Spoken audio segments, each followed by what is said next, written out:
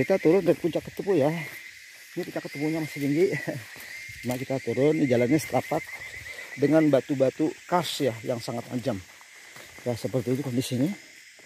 Jadi kalau kita mau ke puncak Ketepu, upayakan kita pakai sepatu ya, karena ini tajam ya. Alhamdulillah kita perjalanan sekitar 1 jam tadi ya. Ya 1,5 jam ya, karena banyak istirahat. Oke, ini kondisi seperti ini. Alhamdulillah. Bismillah. Syukur aja kondisinya ini tidak berkabut, jadi kita bisa melihat view-nya ya, view kars ya, kasih kita lihat ya. Kita seperti ini. Wah, bulan puasa alhamdulillah berkah kita dapatkan. Cuma yang kurang kita nggak dapat sunrise ya, nggak apa-apa. Sunrise nggak apa-apa. Nih.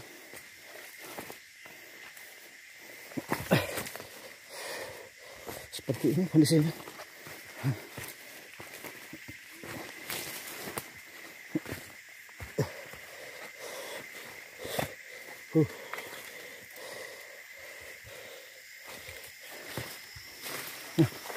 Lumayan. Itu kondisinya, lihat karsnya sebelah sana di puncak yang lain. Itu kondisinya seperti itu ya. Wah, keren. Cuma harus hati-hati dengan kondisi seperti ini ya, pelan-pelan. Oke.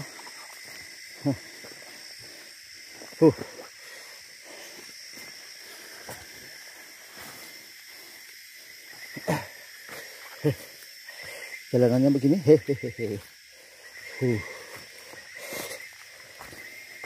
Tadi naiknya capek, sekarang turunnya agak cepat. Alhamdulillah. Kalau edisi sebelumnya saya ada buat konten naik ke Tepu di waktu subuh. Nah sekarang kita buat konten turun gunung ya. Nah ini kita sudah mau masuk gua atau cave. Ini hati-hati, nah, turunnya curam ya. Nih cave-nya begini, nih cave-nya begini.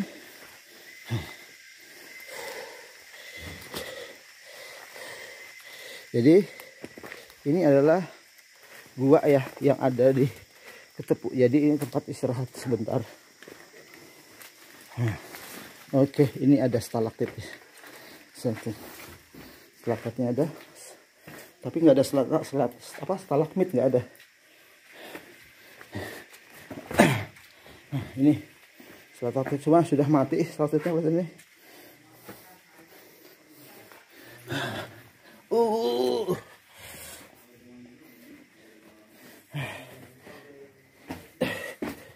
Nah, we have got from this is stalactite kan. Oke. Ya, kita terus turun ke bawah ya. Pelan-pelan. Nah, ini meranti yang sudah. Apa nih Pak? Kalau bahasa lokalnya ngelok, ini sama kayak ulin. Ulin, tapi bukan ulin. Ini kayu yang hidupnya di pegunungan batu. Oh, iya. Kalau di dataran nggak ada nih. Di dataran nggak ada. Apa namanya saya nggak tahu juga. Bahasa lokalnya ngelok. Ngelok, bahasa lokalnya ngelok. Hah? Apa? Bangris. Lain. Bangris nggak mungkin tidur di sini, hidup di sini Mas.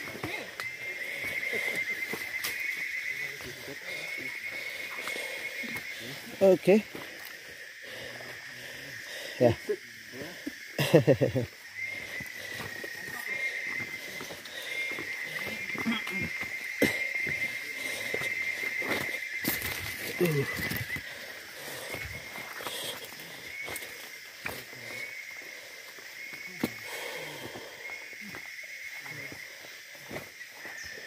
Kayaknya biasa jalan di gunung-gunung nih. Lukman say, you always walking in the mountain. Gunung Gede. Gunung Gede. Gunung Gede. Ah, Gunung Gede Pangrango. how hike Gunung Gede? You've hiked Gunung Gede? Ya. Hike. Sudah. Sudah. For start development week. Monitor sudah dijalankan. We go to Gunung Gede. Oh, really? Yeah. Yeah, it's not too far from the site, right? In Bogor.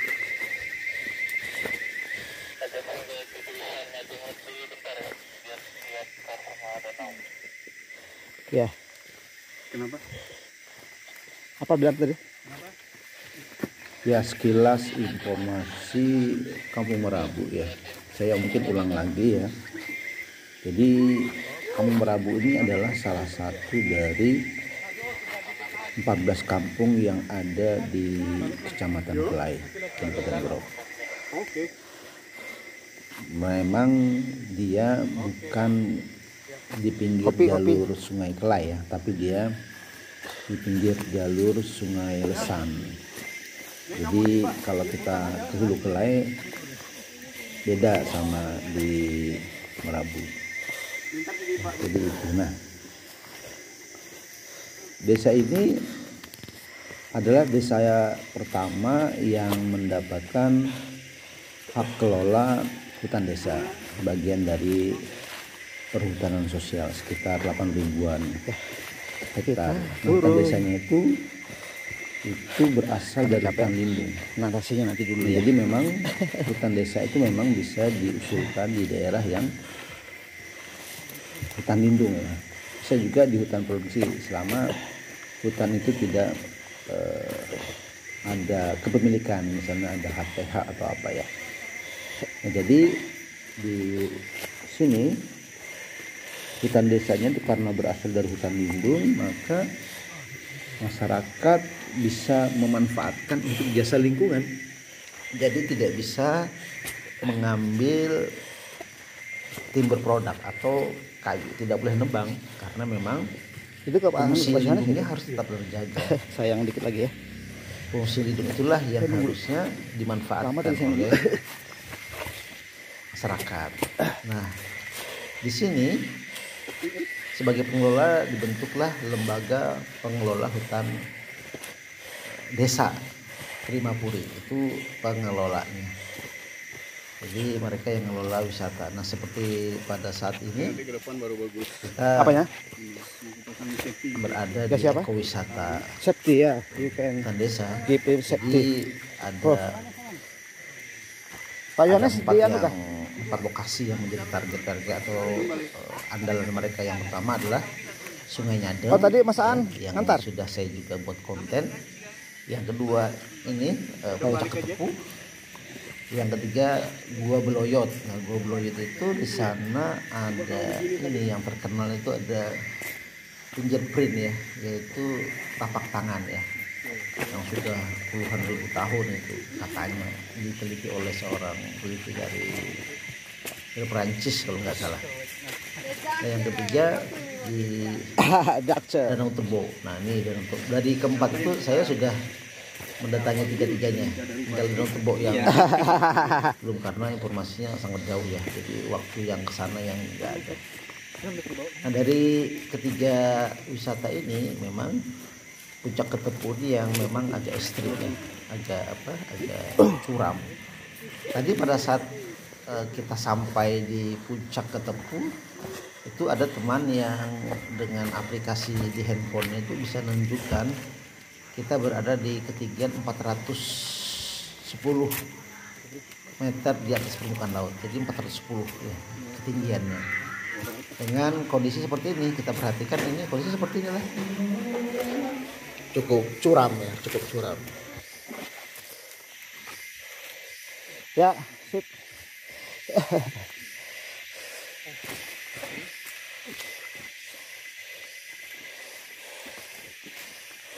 Bagus, tapi sibuk ini. YouTube. Oh, serius? Oh, ini sudah apa, Bang? Gentakan kan? What? Oh, betul, benar. Sudah kah? Sudah dong. Oh, sip. Aduh, aduh, aduh. Namanya Pak Guntarakan ya? Gunawan Tarakan.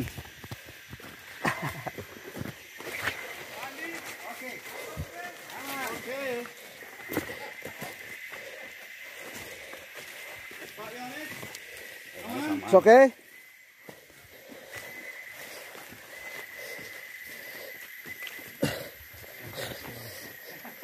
Bingung mau megang orang kalau begini. Kasihkan kayu tongkat. Nggak model. Oh. Lincah daripada kita masalahnya.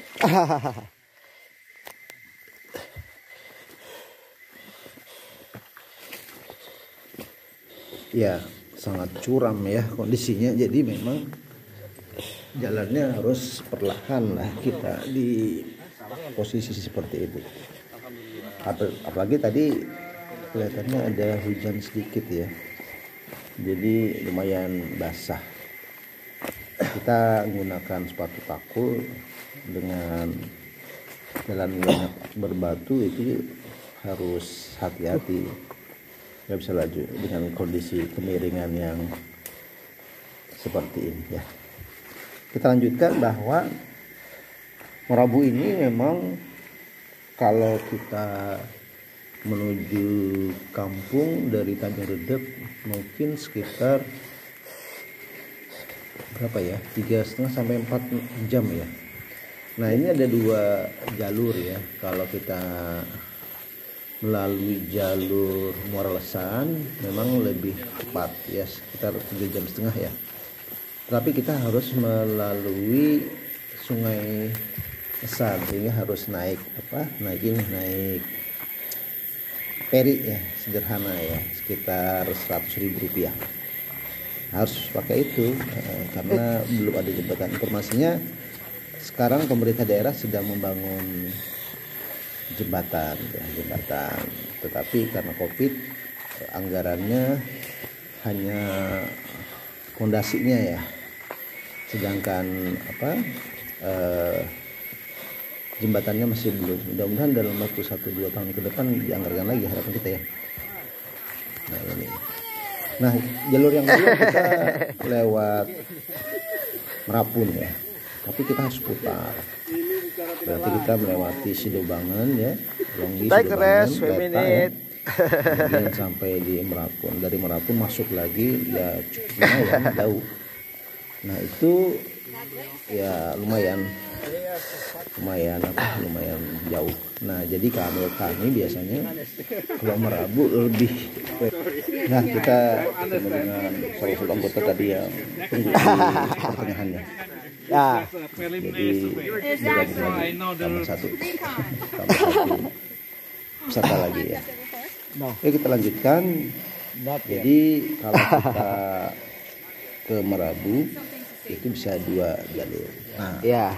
sebenarnya bisa menggunakan mobil seperti Avanza atau apa bisa sih sebenarnya.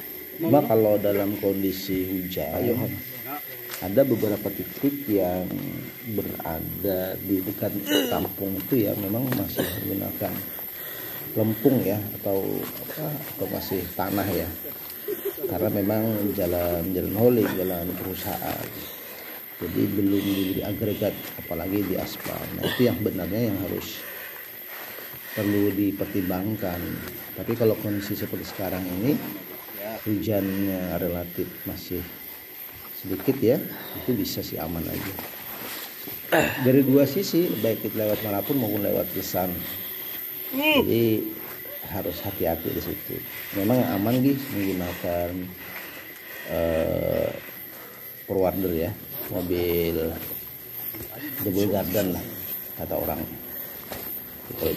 Nah karena hutan desa, ini kita berada di salah satu tempat istirahat sebenarnya tadi itu di gua ya. Jadi hutan Merabu ini, hutan desanya ini karena berasal dari hutan lindung, memang pertama secara topografi itu memang curam. Jadi kalau kita misalnya naik pesawat dari Samarinda ke Berau, itu kan kita bisa melewati beberapa deretan gunung-gunung ya, gunung terjal atau gunung-gunung karsia itu ya di sini nih. Jadi kelihatan betul ya itu tidak kelihatan lah ya dari pesawat.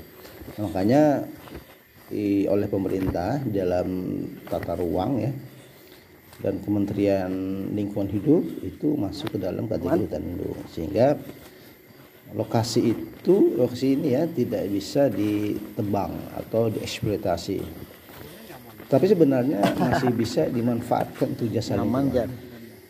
Ya, jasa lingkungan itu ya ini kayak ekowisata, ini kan jasa lingkungan. Jadi usaha-usaha yang tidak mengurangi fungsi lindungnya, fungsi lindungnya tidak dikurangi. Jadi ekowisata atau sini itu mencari hasil hutan bukan kayu ya, HHBK, tapi terbatas sih. Nah kita ini sekarang melewati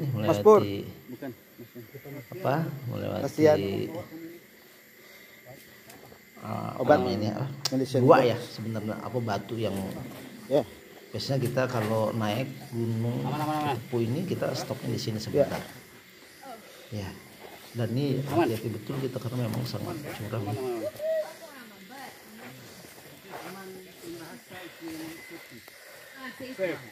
Chef.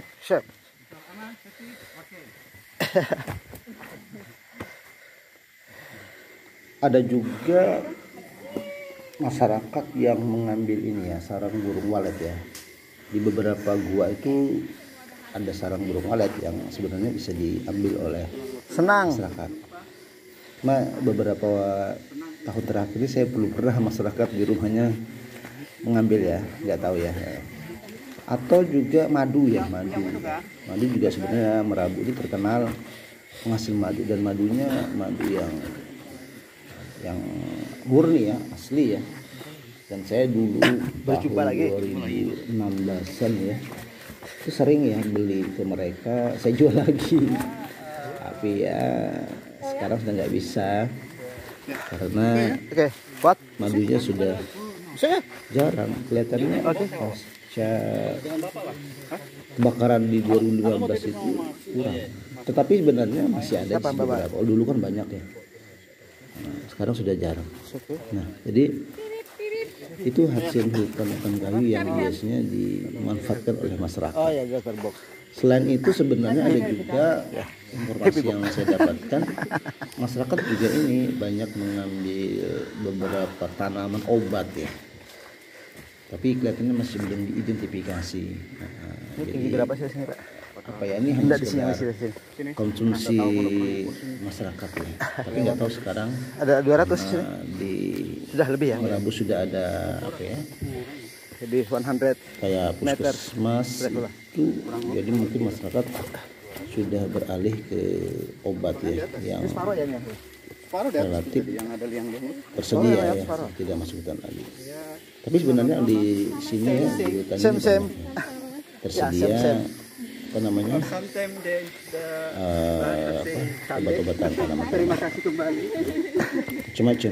Nah ini kemarin saya lihat ada teman dari mitra yang lain itu sedang mengumpulkan informasi itu, tanaman-tanaman yang bisa digunakan untuk obat. Nah tapi saya nggak tahu bagaimana hasilnya ya. Jelas usaha untuk itu.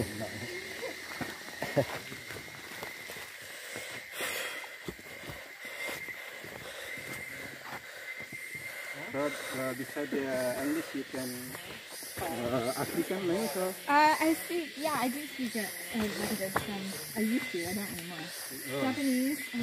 Japanese and Spanish. Oh, And a little Portuguese. Yeah. No, no French. Chinese. No. I can order beer.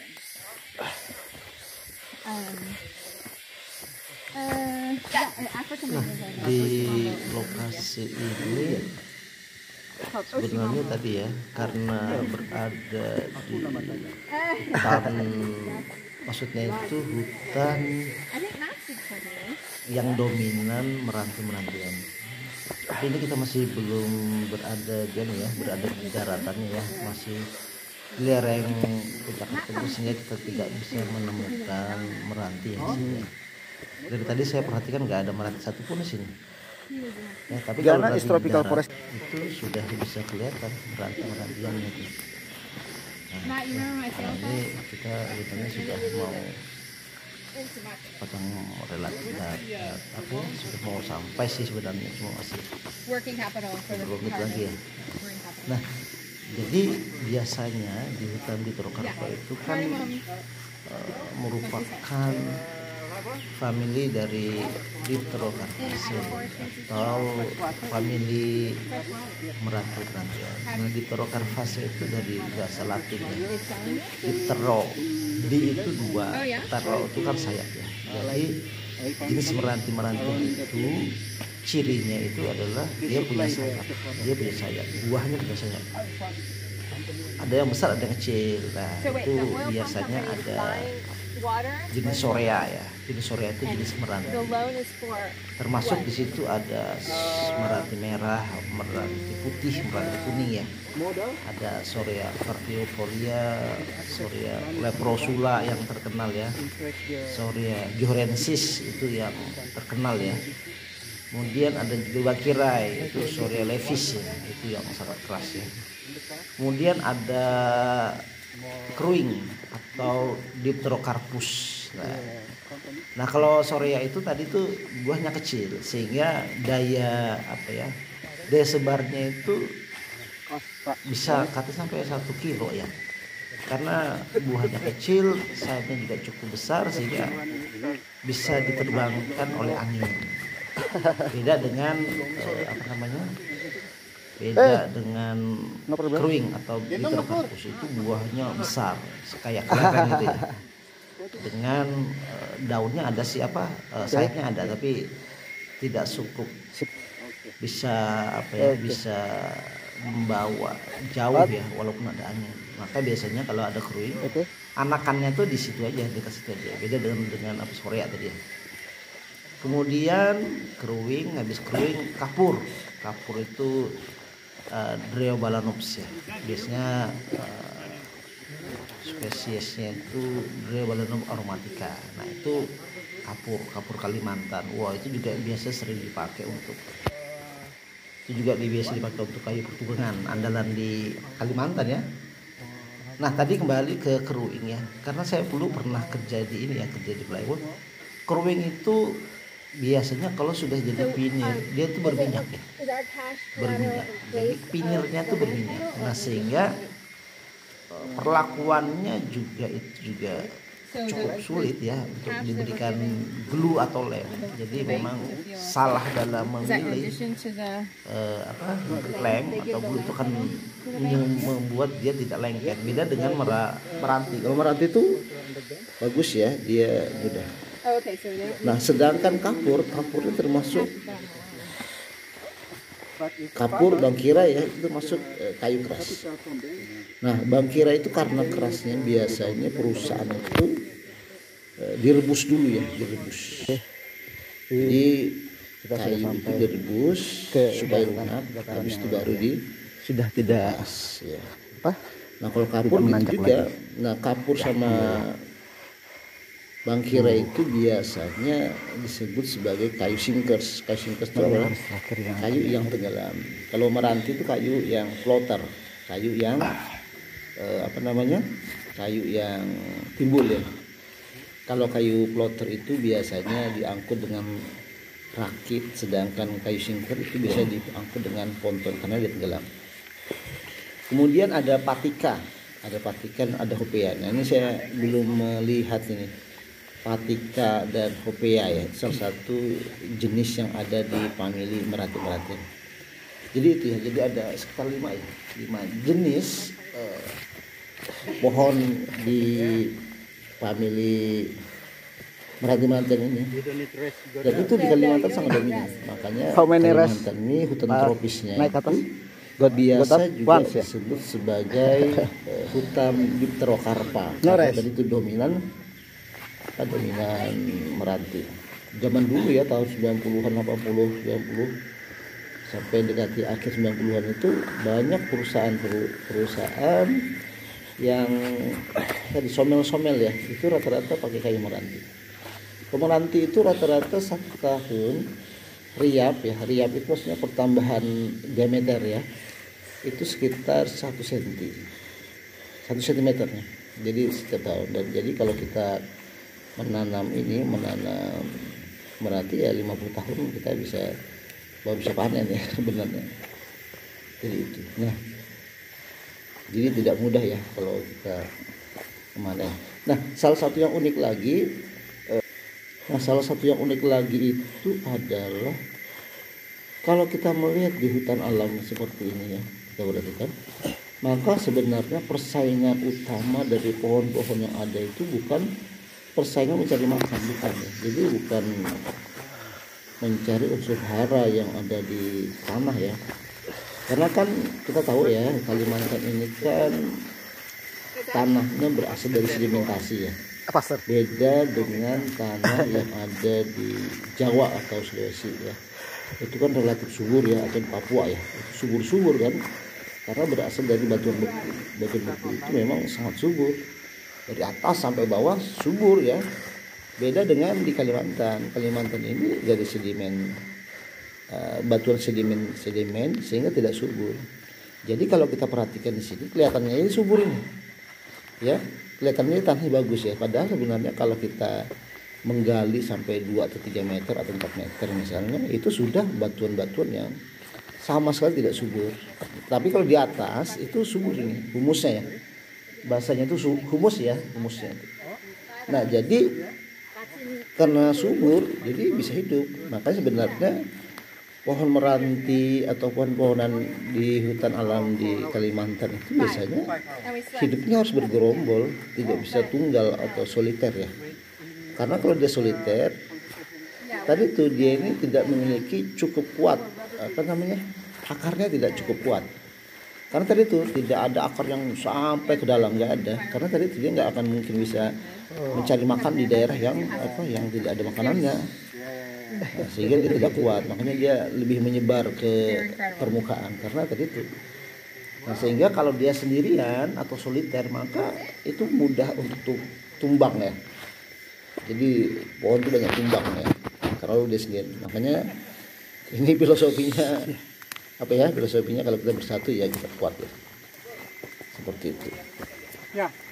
Jadi sebenarnya pohon-pohon yang ada di hutan tropis itu lebih bersaing dalam mencari sinar matahari.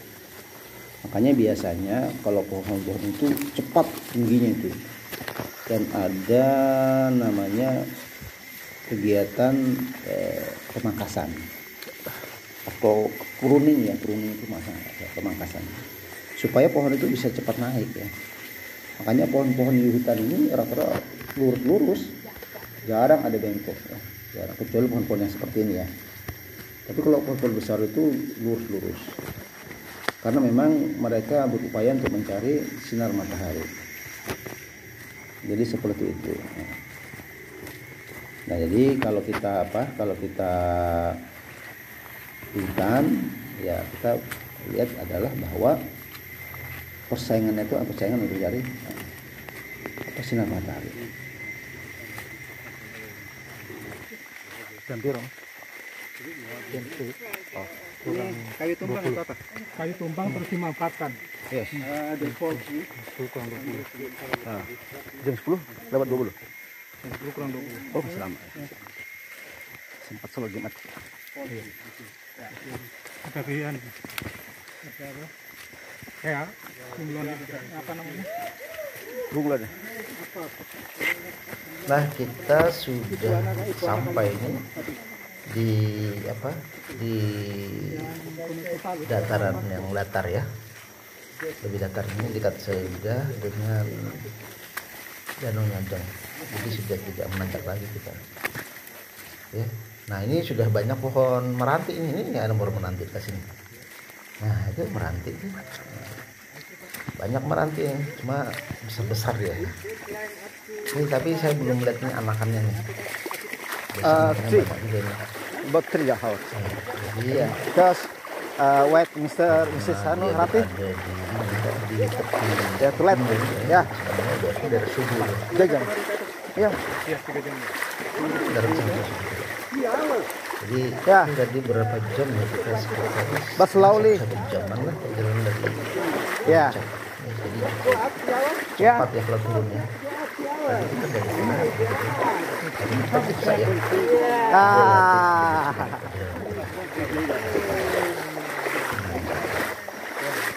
Jadi demikian ya perjalanan kita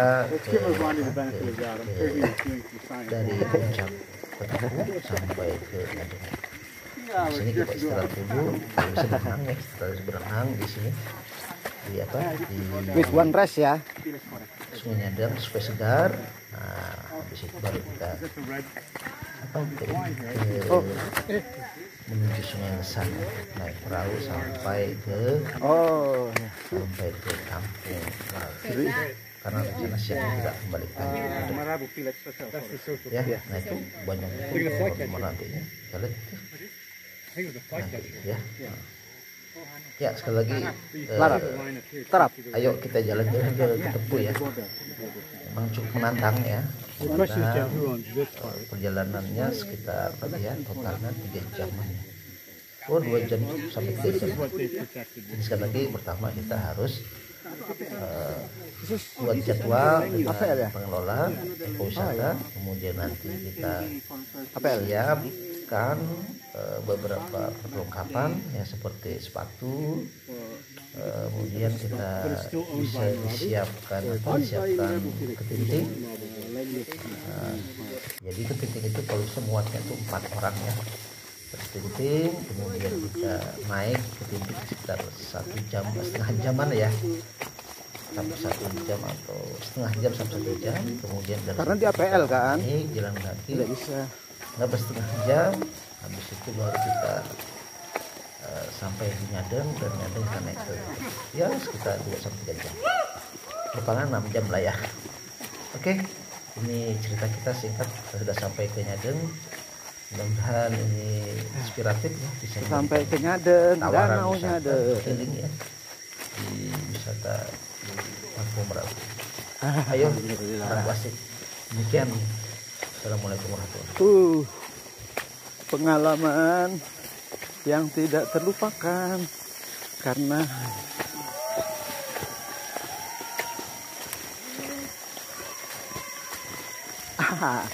mereka menyambut. Nah, tidak danau Nyadeng.